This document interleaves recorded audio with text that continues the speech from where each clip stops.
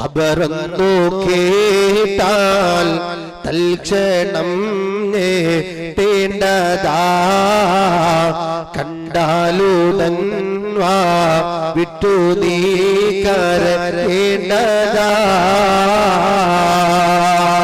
ഖബറ് കാണുമ്പോ കരയണമെന്നാ മഹാന്മാര് പഠിപ്പിച്ചത്. പക്ഷെ നമ്മളെ ഖബറിന്റെ മുമ്പിലും മടുത്ത് കെട്ടിയിട്ട് അല്ലേ നമ്മൾ അവിടെ നിന്നുകൊണ്ട് ഫോണിൽ സംസാരിക്കുകയാണ്, ചിരിക്കുകയാണ്, തമാശ പറയാണ് ഖബറിന്റെ മുമ്പിലെ. അള്ളാഹു കാത്തു രക്ഷിക്കട്ടെ. എന്നോട് വിരോധാഭാസമാണ് സഹോദരങ്ങളെ.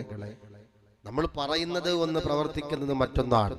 ഒരു സലാം ചൊല്ലാൻ പോലും നമുക്ക് മനസ്സില്ല. ഖബറാളികളുടെ നേരെ നോക്കി അസ്സലാമു അലൈക്കും ദാറ ഖൗമിൻ മുഅ്മിനീൻ എന്ന് പറയാൻ പോലും നമുക്ക് മനസ്സില്ല.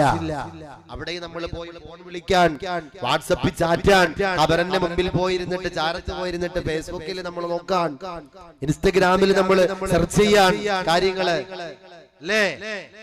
ഖബറിനെ കുറിച്ചുള്ള ചിന്തയുണ്ടോ? എന്തെങ്കിലും ഒരു ചെറിയ പേടിയെങ്കിലും ഉണ്ടോ? ഉണ്ടാകണ്ടേ?